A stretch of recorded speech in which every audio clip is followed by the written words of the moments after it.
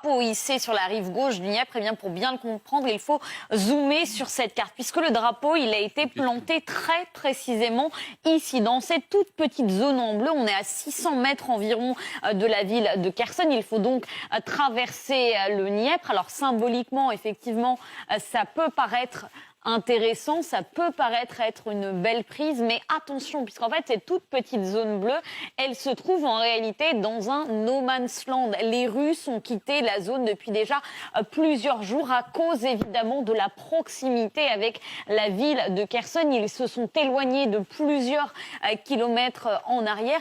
Les Ukrainiens, finalement, ils ont hissé un drapeau dans un no man's land, et ce pour seulement quelques heures. Il faut donc relativiser, d'autant plus que hisser un drapeau, c'est évidemment très différent militairement d'envahir complètement un territoire, puisqu'évidemment, si les Ukrainiens veulent reprendre toute cette partie, ils vont devoir acheminer du matériel très lourd, des hommes, énormément d'artillerie.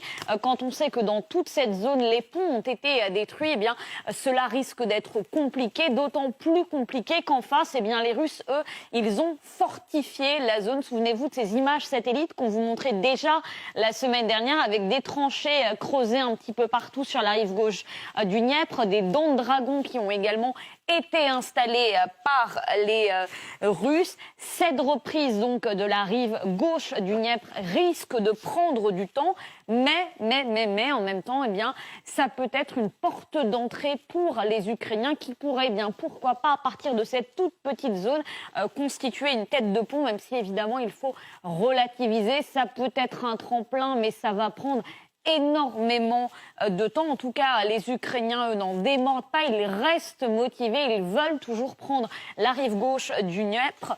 Preuve en est peut-être cette consigne donnée aux habitants ukrainiens qui vivent dans la zone occupée. Pliez bagages tant que vous le pouvez. Consigne donnée samedi par le gouverneur de la région.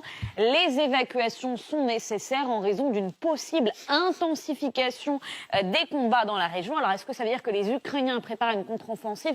Évidemment, impossible à dire. Impossible également de savoir combien d'Ukrainiens ont effectivement franchi le Dniepr, si cette opération a été coordonnée ou non avec les forces russes. Mais en tout cas, il semble bien qu'il se prépare en tout cas quelque chose dans cette zone. Alors, ce qui est certain, merci Nivine, et beaucoup de spécialistes nous le disent sur ce plateau, c'est que la première des urgences est moins effectivement la rive sud du Dniepr que la zone de Bakhmout, qui là se trouve dans le Donbass. On est un peu plus à l'est, nord-est. On vous parle de cette ville depuis des semaines et des semaines. Elle est pilonnée matin et soir. Quelques milliers de civils sont restés dans la zone. Vous la voyez ici sur cette carte, donc on est à l'ouest de Donetsk. Et c'est cette ville-là où se concentre le maximum de combats. Aujourd'hui, on reçoit des images, des témoignages qui sont assez ahurissants, grâce auxquels on se rend compte évidemment de la violence des combats, du courage évidemment de ceux qui défendent leur terre et qui veulent surtout ne laisser aucun centimètre carré aux Russes. Regardez ce reportage, montage et commentaires signé Anne-Sophie Châtenay. Vue du ciel, voilà à quoi ressemble désormais Bakhmout. Cette ville du Donbass où vivaient avant la guerre plus de 70 000 habitants. À hauteur d'homme, c'est la même désolation. Sur ces images filmées par un soldat ukrainien, les trottoirs ne sont plus que des champs de ruines. Les immeubles ont été éventrés par les bombardements.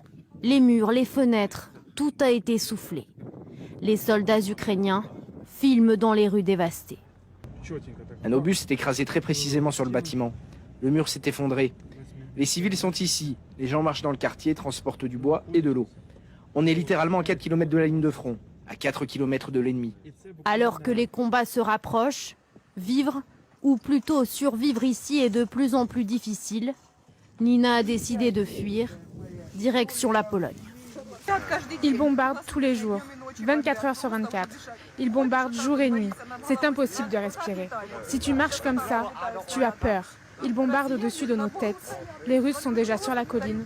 C'est un pilonnage constant, le matin, l'après-midi et la nuit.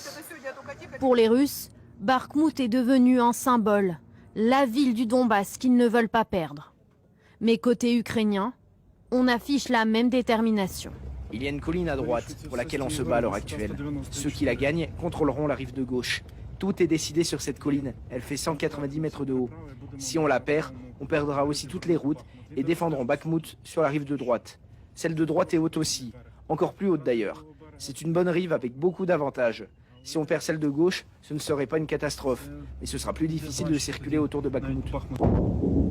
Dans les deux camps, les frappes sont incessantes.